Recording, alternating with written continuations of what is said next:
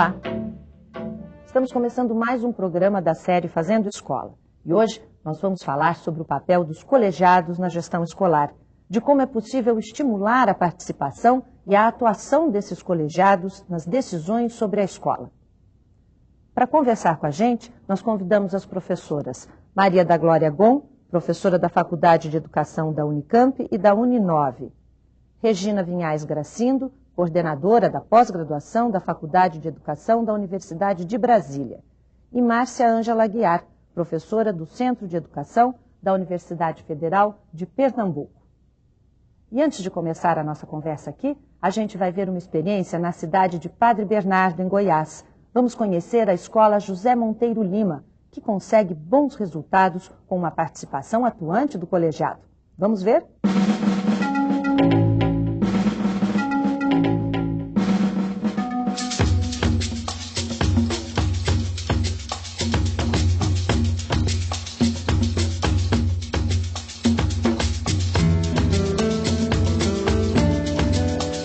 No coração bernardense, domínio da primavera, se sustenta Padre Bernardo com a pequena Anhanguera. O bernardense, em cada sonho perdido, deixa na derrota um padrão. Em cada parte do barro alto, nas margens do rio poluído, recordamos lembranças passadas de um lugar que teve vida.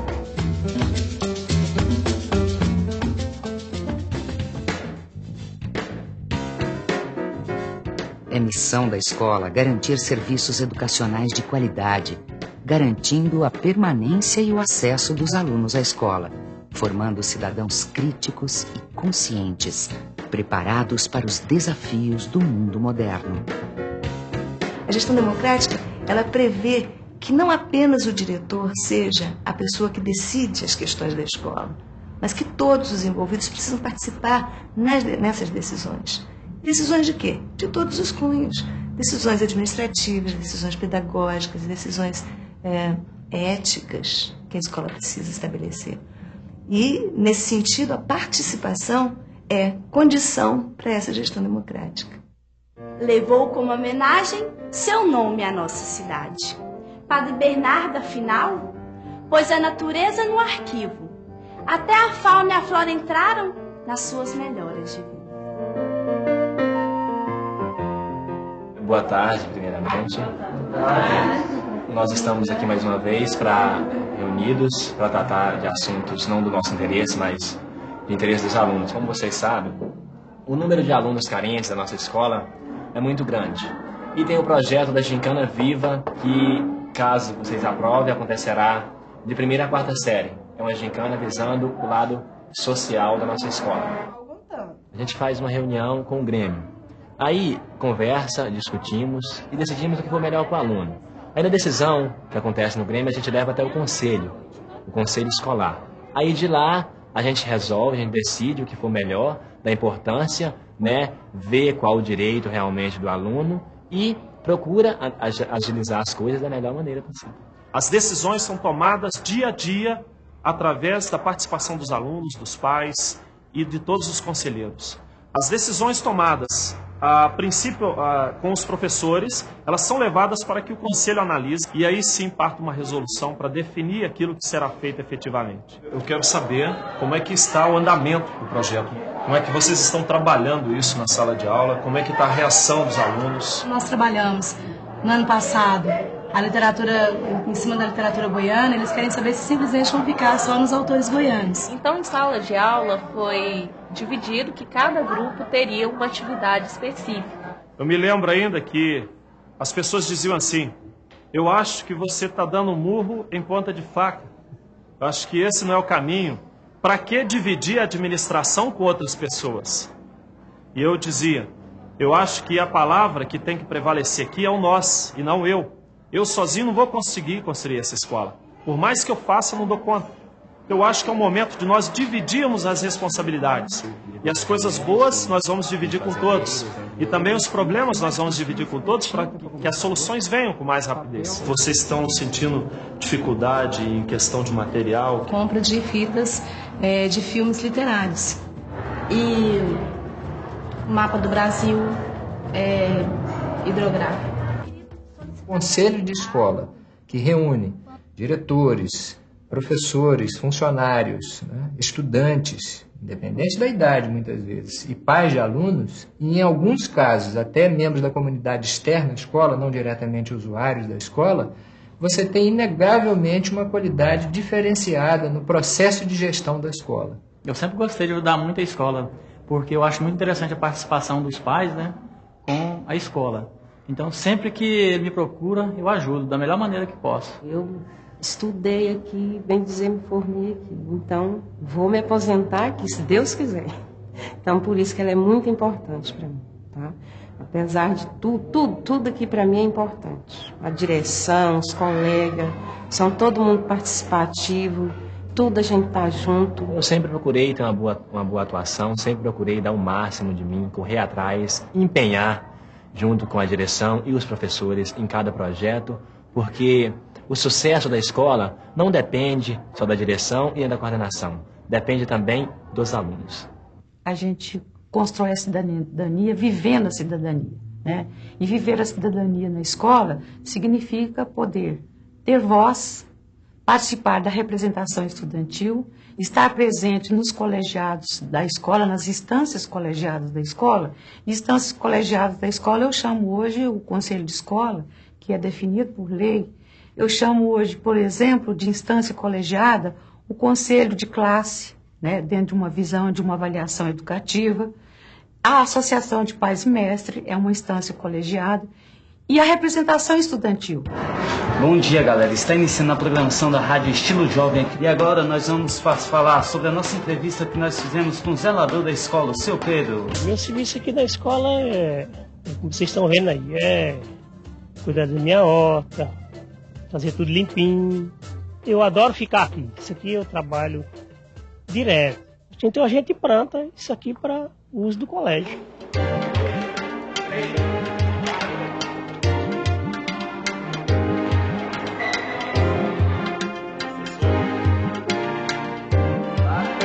A escola é toda feita de projeto. Você trabalha em cima de projeto meio ambiente, né? Viagem literária, ciranda da matemática. Então, tudo isso é trabalhado com os alunos, envolvendo a sociedade. Isso ainda é mais ainda pesado e se torna-se uma coisa interessante você trabalhar, porque você trabalha não só com os alunos, você trabalha com a comunidade toda.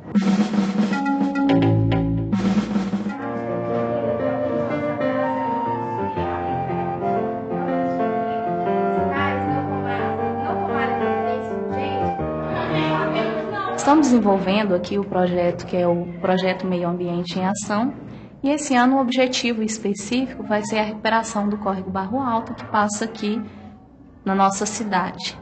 Esse projeto ele vai ser desenvolvido junto a todas as disciplinas. Então vai ser desenvolvido junto à área de geografia, a área de biologia, matemática. Cada um vai estar trabalhando especificamente na sua área, mas ele vai ser desenvolvido durante todo o ano. A interdisciplinaridade foi a vida da escola, foi o alvo e foi a pedra fundamental para as mudanças da escola. Porque antes não se trabalhava projetos. A escola trabalhava teste, prova e algumas datas comemorativas eventuais. Daí então criou-se projetos. Os projetos englobam todas as disciplinas. Então antes a coordenação reúne, elabora as metas, os objetivos, passa pelo conselho, o conselho aprova, reformula alguma coisa, daí então nós vendemos a ideia. Primeiro vendemos a ideia, depois que toda a escola cumpra a ideia do projeto, aí então eles são divididos pelas áreas. Todas as matérias de educação física, matemática, são inseridas em todos os projetos. A escola fica ativa, o aluno participa, a comunidade vem à escola e acontece as parcerias e tudo vai acontecendo dessa forma. Bom, pessoal, quem tiver alguma dúvida pode consultar a mim e aos monitores, tá? Estão à disposição de vocês aí. Matérias que você tem dificuldade, tentando explicar para os outros, você aprende melhor. E para entrar nisso aí, fui convidado pelos coordenadores, o gestor também e os professores. Um cara me chamaram para ajudar os alunos que têm mais dificuldade. Que nem sempre os alunos aprendem sempre só com o professor, né? Mas com os alunos. Com o decorrer do ano, as notas têm aumentado mais. Primeiro, ele é participativo. O aluno participa da administração da escola. A partir do momento que ele participa, ele não depreda a escola, ele gosta mais da escola, ele tem mais interesse pela escola, porque ele faz parte, precisa fazer parte dela. Ele não é um frequentador da escola, ele também é um gerador de ideias.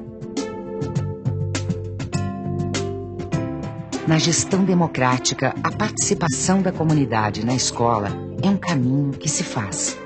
Necessita da reflexão a respeito dos obstáculos e das possibilidades para a ação. O que faz o projeto acontecer? A vontade que ele aconteça. Primeiro tem que ter a administração, o corpo administrativo da escola, tem que dar liberdade para que aquilo aconteça. Porque tem que ser democrático. O que acontece? Se o diretor, por exemplo, chega, olha, nós vamos fazer tal projeto e dá o projeto pronto, ele morre. O que ele pode fazer? Ele tem que lançar ideia e deixar que as ideias nasçam das pessoas e dos alunos. Deve-se valorizar o trabalho cooperado, em equipe. Os conhecimentos devem ser contextualizados, pensando-se no cidadão e em seu crescimento como pessoa digna e consciente. Decidir com todos é compartilhar cada passo, caminhar acompanhado. O processo educativo é visto de todos os ângulos e a decisão é mais clara e consolidada. Bom, a gente está fazendo aqui um trabalho de limpeza, né, no córrego e colocação de placas, né, por conscientização do pessoal para depois, né, no futuro, ele já não poluir mais, né, para o rio continuar limpo a partir de agora de quando a gente limpou ele. Qualquer diretor, qualquer gestor que vier após a minha saída daqui, com certeza ele terá uma responsabilidade muito grande com a educação desses jovens. Eles não poderão simplesmente deixar para trás os projetos que foram construídos ao longo desses anos e simplesmente virar as costas para eles, porque eles serão cobrados. Eles serão cobrados pela comunidade, por tudo que a escola é hoje, por tudo que a escola representa para ela. Nós estamos formando pessoas para dizer não, para dizer sim, para argumentar, para brigar pelos seus direitos.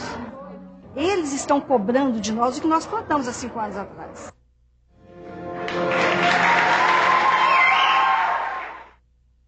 Parece que participação é a palavra-chave, não é, professora Regina? Como a senhora mesma disse, uma condição necessária para a gestão democrática, é isso?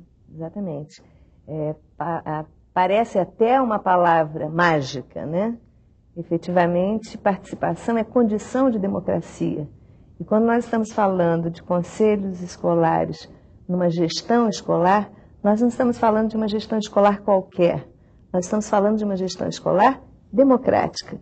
Então, a participação, ela é condição para essa gestão democrática.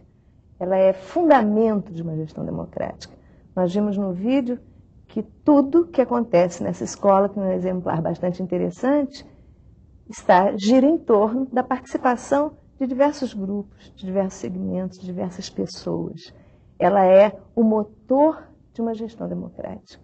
Inclusive, o diretor fala em dividir a administração, não é, professora Maria da Glória? Quer dizer, dividir a administração é uma forma de chamar a responsabilidade para todas as pessoas que participam da escola, não é? O vídeo aponta a importância de uma gestão compartilhada, né, que é um princípio básico na gestão participativa e que envolve todos os segmentos, né, estudantes, os professores, funcionários, né, o diretor, porque uma gestão participativa que não adote esses princípios, ela não irá obter bons resultados, né?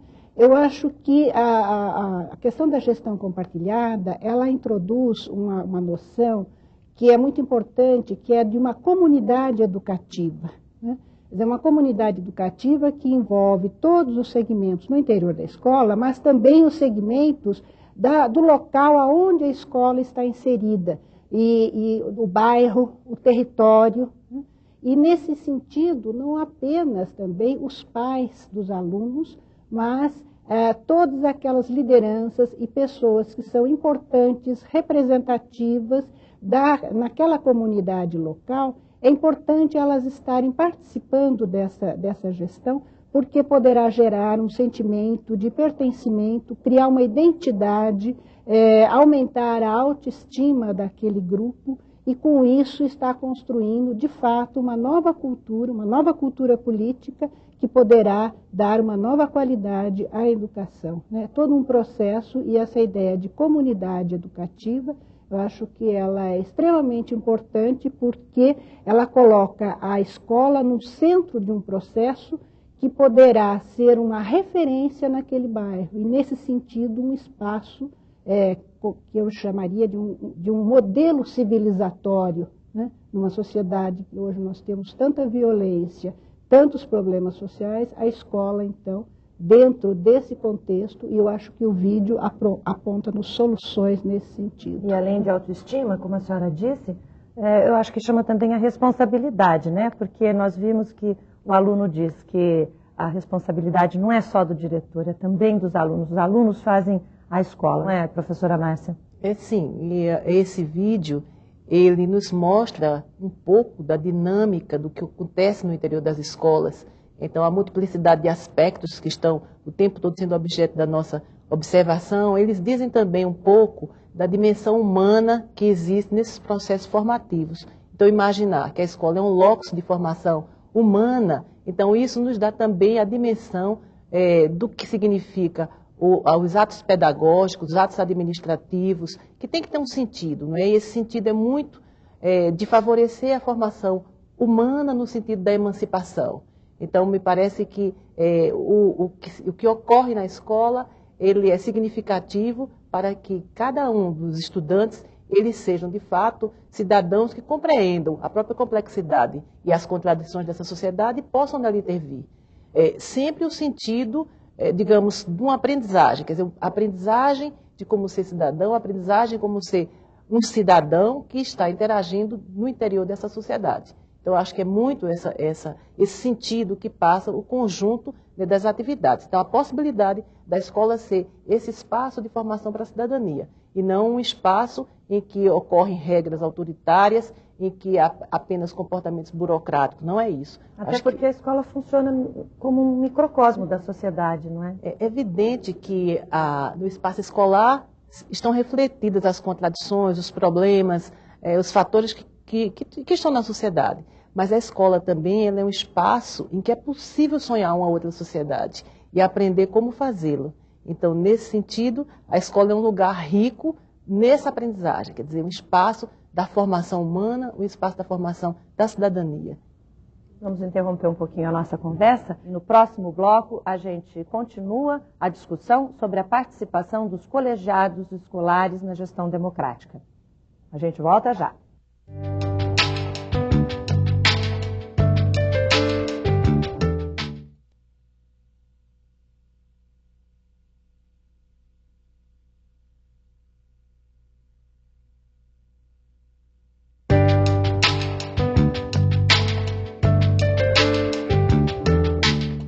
Estamos de volta com o Fazendo Escola. Neste segundo bloco, eu gostaria de falar um pouquinho sobre a função do colegiado.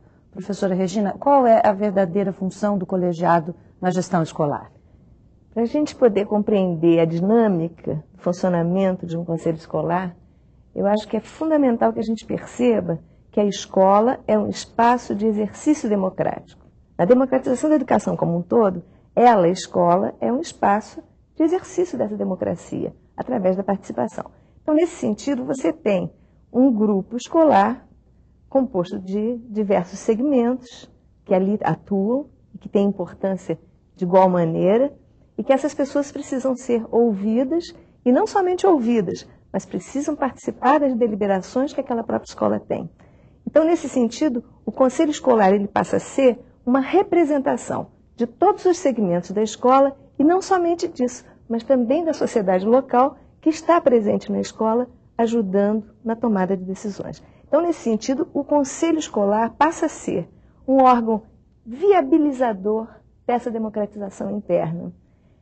O diretor da escola, no vídeo que acabamos de ver, coloca uma questão que eu acho fundamental. Diz ele assim: quando eu sair da escola, certamente essas coisas ficarão.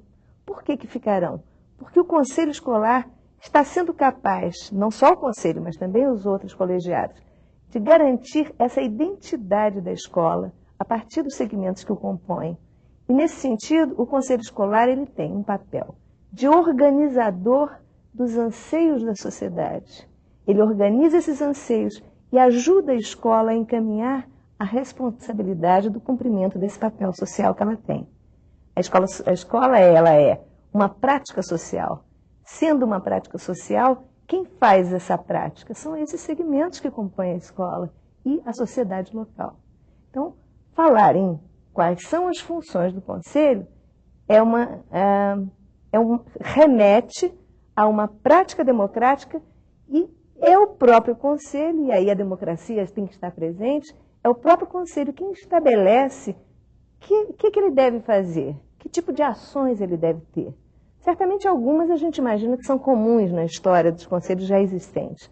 Uma delas é ser um órgão colegiado que delibera, junto com a direção da escola, os rumos pedagógicos, administrativos e financeiros daquela instituição. Ou seja, onde a escola vai investir o dinheiro, onde o dinheiro vai ser gasto, o currículo. Exatamente. Todos os aspectos. O conselho escolar não pode ser, como alguns poucos exemplos, ainda bem que raros exemplos, ser aquele homologador da atividade da direção da escola. Então, o diretor decide e o conselho homologa. Ele não deve ter esse papel. Ele deve, sim, trazer, junto com a direção da escola, os caminhos mais adequados para a área pedagógica, a área financeira e a área administrativa. Ele deve dizer, pela sensibilidade que ele tem dos membros que o compõem, quais são os locais adequados, por exemplo, para a aplicação dos recursos que a escola tem. Ele tem mais essa sensibilidade. O diretor, novamente, me chama a atenção muito, o vídeo que acabamos de ver, quando o diretor diz assim, eu sozinho não saberia escolher os melhores caminhos. Essa humildade individual do diretor propicia que esse conselho efetivamente tenha na mesa a possibilidade de deliberar junto com o diretor os caminhos, inclusive pedagógicos da escola. É o que ele chama de dividir a administração, não é? Agora, a relação com a sociedade, professora Maria da Glória, não basta chamar a sociedade para participar do colegiado, né? Esse colegiado tem que atuar na comunidade onde a escola está inserida, não é? Exatamente. Por isso que a ideia de um colegiado, ela se insere numa concepção nova, de uma nova esfera pública, na qual as questões são discutidas, debatidas, decididas e realizadas pela articulação entre os representantes da sociedade civil organizada e os representantes da escola e outros participantes do que eu estou chamando a comunidade educativa, né? A ideia de colegiado, ela avança até em relação ao conselho da escola, porque o conselho acaba colocando muito uma perspectiva intramuros, né? E a ideia de colegiado, acho que ela rompe os muros dessa escola para inserir essa escola no seu tempo, na sua história. Ela está localizada territorialmente num bairro, todos os bairros têm seus problemas, têm sua história, portanto é extremamente importante que aquele colegiado tenha a representação dessa comunidade organizada, que se conheça a história desse local e os recursos e possibilidades que essa comunidade local tem justamente para o empoderamento dessa escola, para a melhoria da qualidade dessa escola. Então, a integração, uma escola ativa, participativa,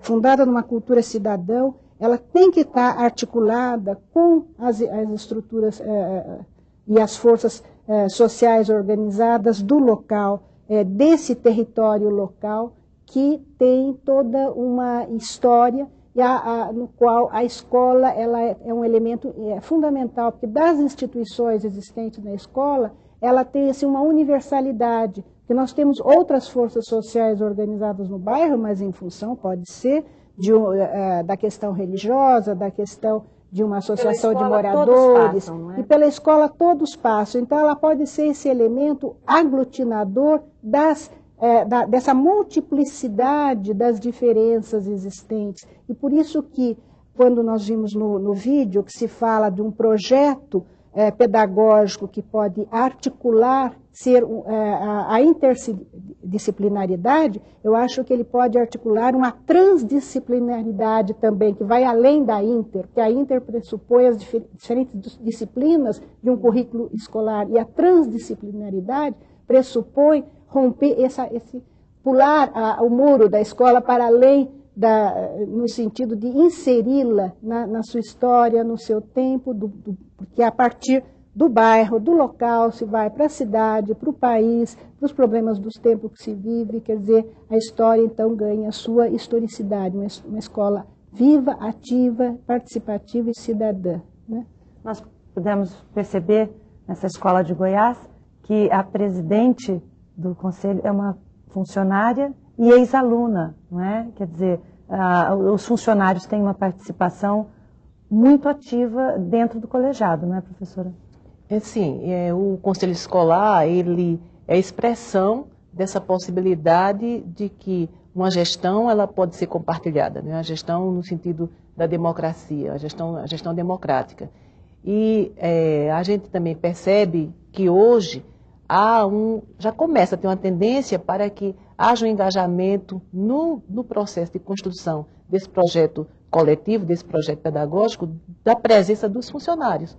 Porque anteriormente, em diversos momentos na história brasileira, o funcionário ele era alguém que não era muito visível, enquanto um construtor também do projeto pedagógico. E acho que essa visão ela está sendo ultrapassada pela possibilidade dessa participação mais ativa.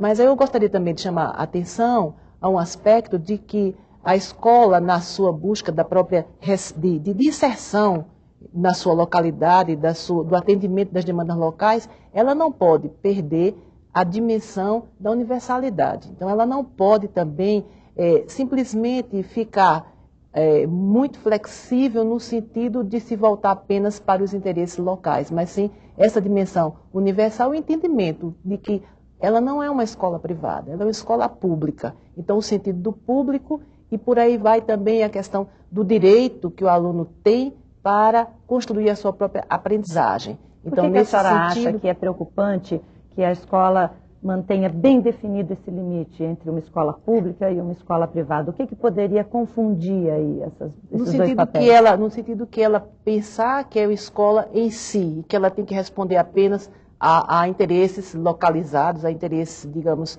a expressão de interesses privatistas. Não é nesse sentido que a escola ela vai se afirmar como um espaço público que garante a realização de um direito, não é, do estudante, né, o direito do cidadão de ter acesso a um saber acumulado historicamente. Então, nesse sentido, a escola ela tem um papel que o diferencia, ela tem um ethos político que a diferencia de algo que seja propriedade de indivíduos ou de grupos. Então, ela pertence à sociedade. Então, nesse sentido, ela está ali para fazer uma articulação, uma mediação de uma participação coletiva, mas em função de um projeto pedagógico que tem no seu horizonte a questão da emancipação humana.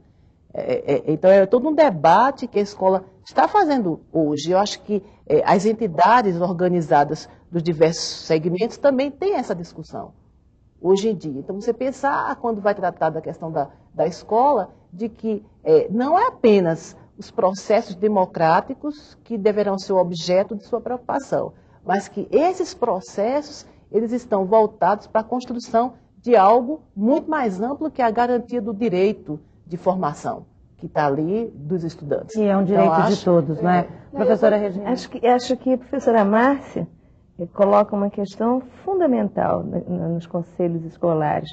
Quando ela diz o papel, puxado por você na sua questão anterior, o papel dos funcionários. Hoje nós entendemos que o professor tem um papel fundamental nesse trabalho educacional, e ele tem historicamente esse papel.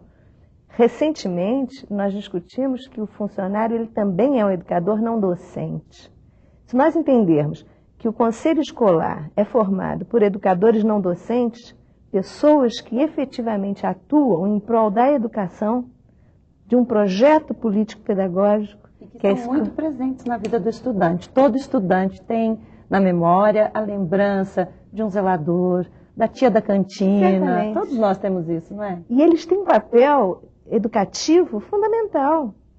Nós aprendemos, infelizmente, no mundo capitalista ocidental, que devemos ter o trabalho fragmentado.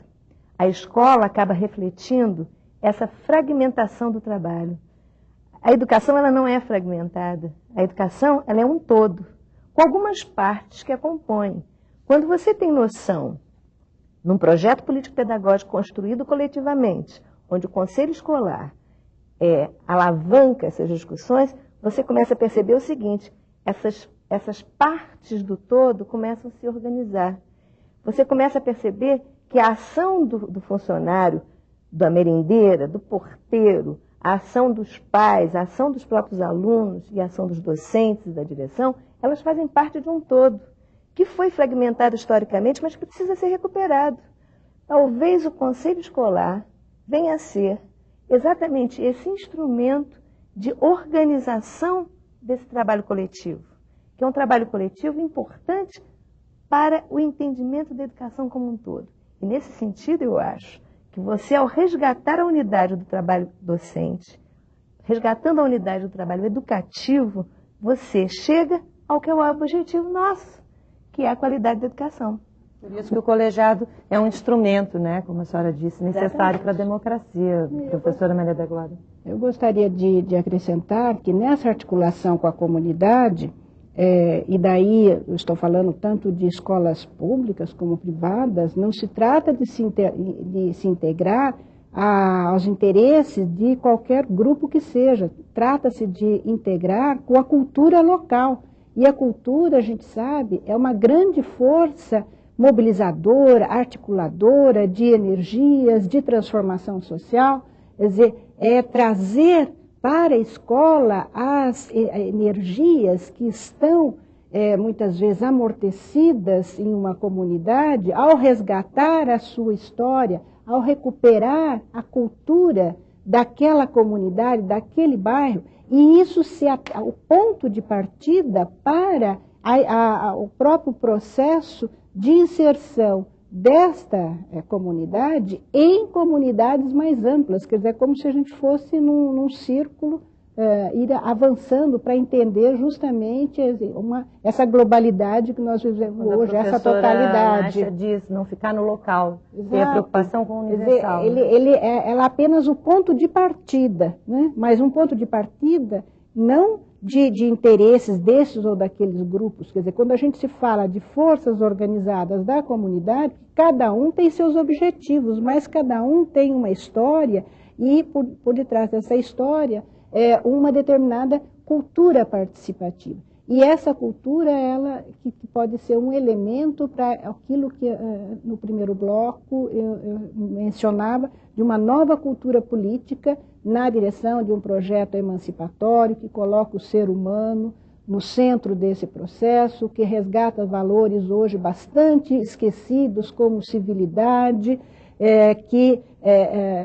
porque eu acho que é a partir dessas concepções é que poderemos estar revitalizando a escola e redescobrindo valores que são negados, desconhecidos, como da solidariedade, e que isso mostrou muito bem o vídeo, a importância quando se geram processos, que há solidariedade e a mobilização das vontades, porque se não houver uma motivação em termos dessas vontades, houver apenas obstáculos, forem conselhos apenas para referendar decisões já tomadas, os representantes dos trabalhadores de educação que lá estiverem forem apenas representantes de uma direção que quer ter seus projetos aprovados. Quer dizer, isso não avança nada, isso apenas reproduz práticas clientelísticas do passado. Por isso que eu sempre digo, a participação, nós temos que qualificar o sentido e o significado dessa participação. O sentido enquanto direção e o significado enquanto formas que levem à emancipação, porque esse significado pode também ter formas que reproduzem uma realidade que não avança na direção de projetos emancipatórios.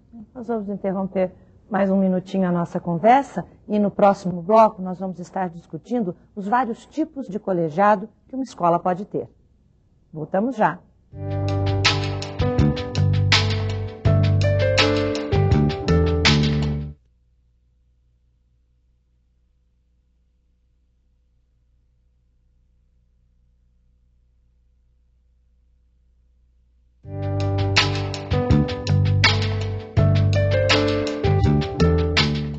Estamos de volta com o Fazendo Escola.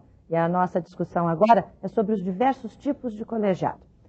Professora Regina, nós vimos que na Escola de Goiás há um grêmio de estudantes, uma associação de pais e mestres, tudo isso são colegiados, né? Eu gostaria que a senhora explicasse, então, qual a diferença, o que é um colegiado, o que é um conselho escolar.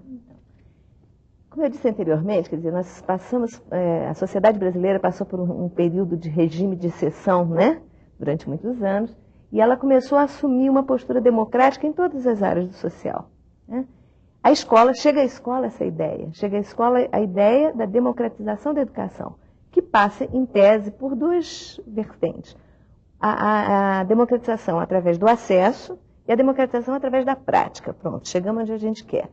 A prática democrática interna na escola. Como é que você viabiliza a prática democrática? Você viabiliza através, não individualmente, porque aí não é uma prática democrática, não é participação. Você precisa envolver todos os segmentos da sociedade escolar e da sociedade local. Então, como se faz isso? Você faz colegiados que vão surgindo à medida da necessidade. Você tem, por exemplo, um grupo de alunos entende que tem questões específicas da sua alçada, precisa ter um colegiado em que eles possam discutir e deliberar sobre essas suas questões. Então surge o Grêmio Estudantil, que é altamente benéfico na organização dessa prática pedagógica e nessa prática democrática da escola. Você pode ter um colegiado, por exemplo, de pais, uma associação de pais, que vem discutir na escola, sob a ótica dele, as questões escolares e as questões da comunidade. É um outro tipo de colegiado. Você pode ter N colegiados na escola. Um deles, e talvez esse seja o de maior focalização no momento, chama-se Conselho Escolar. Esse é, ao meu ver, o principal órgão colegiado da escola. É esse que a gente estava se referindo, onde você tem representantes dos alunos, representantes dos docentes, representantes dos educadores não docentes da escola, que são os funcionários, você tem representantes dos pais e você tem, como bem lembrou Maria da Glória, representantes da sociedade organizada. Também que se assentam nesse conselho para o quê? Discutir as questões escolares, deliberar em questões de políticas daquela própria escola, questões éticas, questões financeiras. É um órgão fundamental na administração dessa escola. Professora, a senhora, quando colocou sobre colegiado e conselho, é o conselho que vai trabalhar em cima de projetos? É esse colegiado que vai trabalhar em cima de projetos? E como é que é trabalhar com projetos? Primeiramente, eu acho que é bom lembrar que a questão dos colegiados, ela é histórica. Quer dizer, nós tivemos diferentes tipos de colegiados na história, não só na área da educação, mas em várias outras áreas.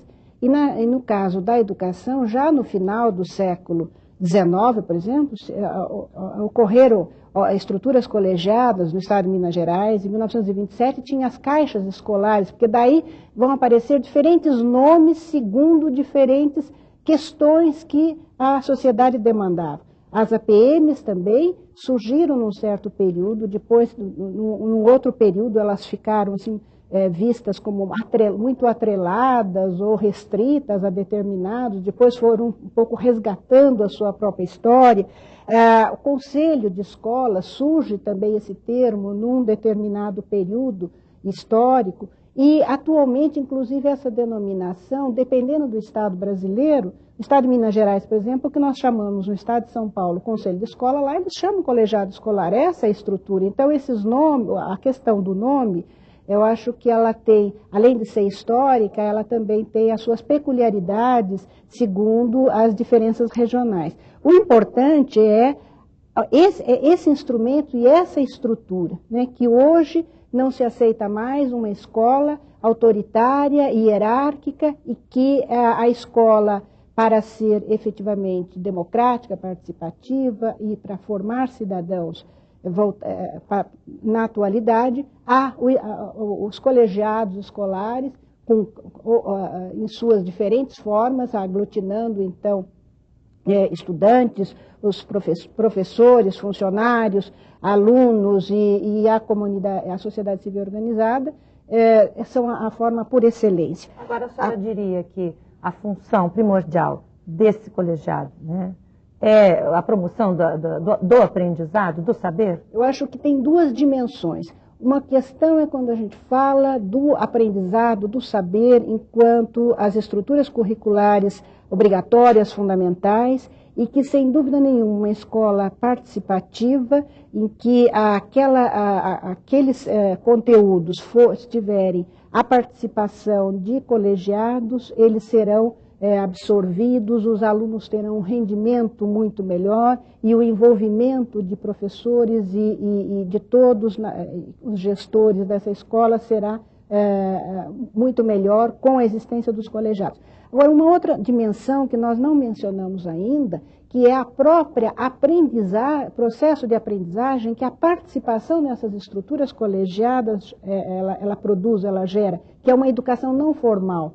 Eu escrevi um livro sobre educação não formal e cultura política que eu trato um pouco disso, quer dizer, o próprio exercício da participação gera um aprendizado, e ao gerar o aprendizado, ele gera um saber, saberes que são fundamentais para formar esses indivíduos enquanto cidadãos. Hoje se fala muito das novas necessidades na área do campo educacional, de novas habilidades, de novas competências. E o que são essas novas habilidades e competências? Quer dizer, está muito articulada essa questão de uma dimensão de saber trabalhar em grupo e de que o processo de conhecimento, nós temos que absorver não só os conhecimentos que historicamente foram acumulados, estão sistematizados nas estruturas curriculares, mas também saber trabalhar em equipe, saber trabalhar em grupo. Então, a questão das subjetividades, como que elas devem ser articuladas ao processo da objetividade de conhecimentos que deverão ser ministrados, adquiridos, etc. Então, acho que nós não podemos esquecer também, quando nós falamos de um processo de aprendizagem, não só a aprendizagem dos conteúdos, mas essa aprendizagem que se dá pelo próprio exercício do ato da participação. Aprendizado da cidadania, não é, professora Márcia? Sim, acho que é uma visão de totalidade. Acho que a educação ela tem que explicitar essa visão, né, de totalidade, e tem os mecanismos e os procedimentos para fazê-lo. Acho que as instâncias colegiadas elas estão marcadas com essa perspectiva de a gente pensar numa sociedade democrática. Agora, eu queria chamar a atenção de que todo o tempo a gente está falando muito na escola em si.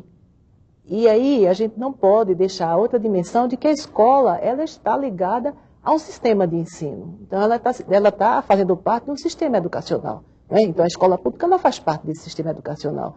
E a gente, quando começa a perceber a questão do colegiado e a sua expressão enquanto conselho escolar, há de admitir que ele é um elemento importante, talvez o próprio sustentáculo do projeto político-pedagógico. Então, uma das atribuições desse colegiado, desse conselho escolar, é da formulação e do acompanhamento, não é, da própria implementação do projeto político-pedagógico. Essa que é a função fundamental. Porque se não pensar de que esse conselho escolar ou esse colegiado, ele está diretamente relacionado a essa questão maior, que é a da construção do projeto político-pedagógico, ele vai se perder somente em tarefas operacionais, no sentido de administrar um recurso, mas ele tem que estar o tempo todo, né, com a visão de que ele é um facilitador para que esse projeto político-pedagógico ele se concretize e se realize nas diversas ações. E que tem como foco a aprendizagem. Exatamente, né? que tem, então, o que resulta disso aí,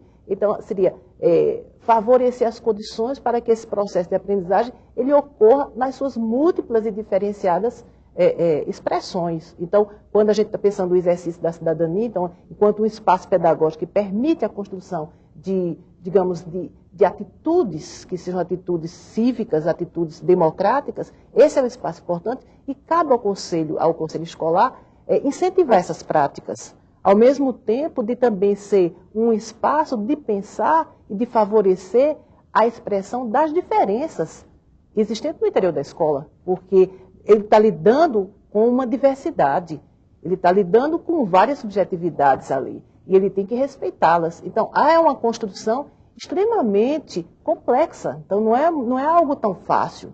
Daí porque é muito mais fácil, por exemplo, na escola, se partir para com definições em relação a uma eleição direta do diretor, do que tematizar e de que incorporar essa discussão da gestão democrática enquanto expressão nesses colegiados. E muitas vezes a gente tem a noção de que a simples eleição de um diretor já é um processo democrático. Não é bem assim, não é, professora? Não, eu estou convencida de que a escolha de dirigentes escolares através da eleição é um instrumento muito eficaz na gestão democrática, mas absolutamente ela não é suficiente. É uma série de ações, não é? Certamente. Quer dizer, uma gestão democrática, ela tem instrumentos. Eleição de diretores, para mim, é um instrumento que a gestão democrática se utiliza para conseguir alguma coisa. E aí eu acho fundamental o que os colegas falaram anteriormente, resgatar uma ideia. A ideia de que o conselho escolar, ou o nome que se der, conselho de escola, colegiado escolar, mas a ideia, conselho escolar, seja vista como um instrumento. O nosso objetivo... Um instrumento de transformação da realidade? Exatamente. O conselho escolar ele não é um objetivo em si. Pronto, fizemos o conselho e já atingimos o nosso objetivo. Não. O conselho escolar é um instrumento de uma gestão democrática que visa a construção da cidadania. Como é que você constrói cidadania? É abrindo espaço para uma prática efetivamente democrática interna. E nesse sentido, você induz a que a gente pense o que Márcia acaba de dizer sobre o projeto político-pedagógico. Se o projeto político-pedagógico é a alma viva da escola, onde esses segmentos todos se organizam para dizer a que veio essa escola, que educação é essa que nós queremos? Nós queremos uma educação emancipadora ou uma educação subordinadora? Nós queremos cidadãos ativos para a sociedade ou nós queremos cidadãos passivos e dependentes? Essas discussões têm que permear a ação do conselho, a ação da escola como um todo e o conselho como exemplo. Então, finalmente, dizer que o conselho é um objetivo em si é um grande equívoco.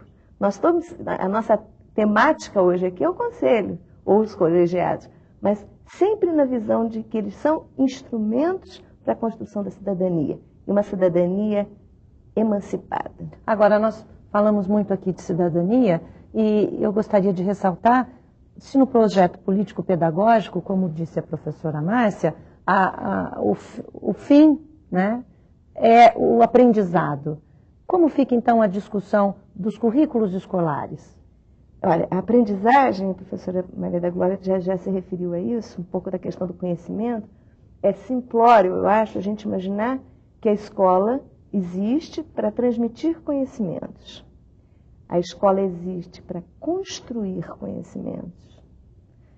Nós temos culturas na sociedade que têm conhecimentos, que são absolutamente relegadas a segundo plano, porque nós queremos apenas o conhecimento sistematizado, o chamado conhecimento erudito. A escola tradicional, ela tinha como objetivo transmitir esses conhecimentos. Hoje, nós entendemos que a escola tem que repassar, sim, alguns conhecimentos como instrumento de cidadania, né? Nós precisamos garantir isso. Mas nós temos que abrir espaço para essa cultura, que é uma cultura ameaçada de extinção, que é a nossa cultura de grupos sociais, tão importante que também constrói conhecimento. Então, a escola, finalmente, ela constrói conhecimento em cima daquele conhecimento acumulado historicamente, não somente o erudito, mas também todo o conhecimento acumulado pela cultura popular. Então, é o conjunto da cultura popular com a cultura intelectual ou erudita, como você quiser chamar, é esse conjunto que se constrói na escola e que é instrumento de cidadania. E esse conjunto, professora Márcia, a senhora acha que ele é eficaz, por exemplo, para acabar com a violência, que hoje é um drama em muitas escolas do país? Eu pensando agora, quando as colegas estavam falando em relação ao currículo, e pensando, olha, o currículo, ele é para alguns autores, inclusive, ele é um território contestado, né? Ele é um artefato cultural e, portanto, ele está impregnado desses diversos saberes. Então, ele é construído, né, historicamente e quando pensa a escola no seu cotidiano, então, os estudantes estão ali presentes, que pertencem a famílias diferenciadas dentro da sociedade e que trazem para a escola essa problemática também da violência. Quer dizer, a violência numa sociedade como a nossa, injusta, desigual, em que você tem a maior parte dos recursos que são produzidos são privatizados por grupos econômicos poderosos, então gerando uma violência sem par. Uma desigualdade então, isso tudo, social. Quer dizer, o fosso, a desigualdade, a extrema concentração de renda num país como o nosso, tudo isso leva a comportamentos violentos, é claro. Né? Não tem como. E a escola ela vai ter que lidar com essa problemática, então, de descobrir, né? de favorecer a descoberta de quais são as causas profundas que geram essa violência. Acho que a escola ela tem um papel fundamental nesse sentido, né? de explicitar, de ajudar esses estudantes a eles compreenderem de que forma funciona essa nossa sociedade. Então, quais são as contradições fundamentais aí dentro, quais são os fatores que geram essa violência e também quais são as perspectivas para poder superar esse estado. Acho que mais do que nunca a escola pública, ela é esse local de descoberta dessas contradições e também da instrumentalização de conseguir capacidades para poder auxiliar a mudar esse quadro, não é tão injusto com que convive. Então, a escola ela tem um papel político extraordinário. Então, a escola ela deve ser um espaço em que supera a pedagogia do silêncio. Eu gosto muito de uma frase de Paulo Freire, né, da concepção de Paulo Freire, nesse sentido. Quer dizer, romper com a pedagogia do silêncio, então dar a voz a todos. E o exercício nos colegiados, no conselho escolar, é esse de possibilitar de que nenhuma dessas vozes ela possa autoritariamente fazer valer a sua vontade, mas sim dividir, compartilhar, então buscar em relação a objetivos que são definidos não só localmente, não só naquela situação de escola, mas objetivos que ultrapassam a própria escola e que estão no sentido dessa construção histórica que é dessa educação de qualidade. Quer dizer, educação de qualidade não é uma qualidade total, não é uma qualidade operacional, mas sim uma qualidade que, ao mesmo tempo, a possibilidade do acesso, da permanência e de galgar uma outra forma de ver o mundo e a sociedade e lutar pela sua transformação. Então, eu acho que isso tudo, e veja, isso é uma responsabilidade imensa para todos aqueles que estão fazendo a escola. E o tempo todo, todos os componentes que estão participando do conselho escolar ou desses colegiados, eles também estão tendo uma aprendizagem de cidadania aí dentro, não é? Porque nenhum deles tem tudo isso acabado. Isso como disse o professor da escola, é uma divisão não só da administração, mas também do aprendizado, não é? E do aprendizado. Ao mesmo tempo está se dando tudo isso. Agora, mais uma vez eu chamo a atenção, não pode perder em absoluto a visão desse papel principal da escola, que é de favorecer essa aprendizagem nessa totalidade. Não é uma aprendizagem apenas de conteúdos específicos. E quando a gente está pensando em termos de currículo, a gente não pensa mais, pelo menos uma boa parte, não pensa mais de currículo igual a conteúdos. A gente sabe que, por exemplo, um estudante, ele está no processo de aprendizagem quando ele está nas atividades de lazer ou qualquer que seja a atividade. Então, eu gosto muito da ideia de pensar o currículo enquanto artefato cultural. E, nesse sentido, essas práticas todas, elas são contempladas. Professora Márcia, infelizmente o nosso tempo terminou. Eu agradeço muito a presença da senhora aqui no programa. Professora Maria da Glória, muito obrigada pela sua participação. Professora Regina, obrigada por estar aqui com a gente no Fazendo Escola. E no próximo Fazendo Escola, a gente vai discutir o jovem no ensino médio, a participação do aluno nas decisões da escola. Até lá!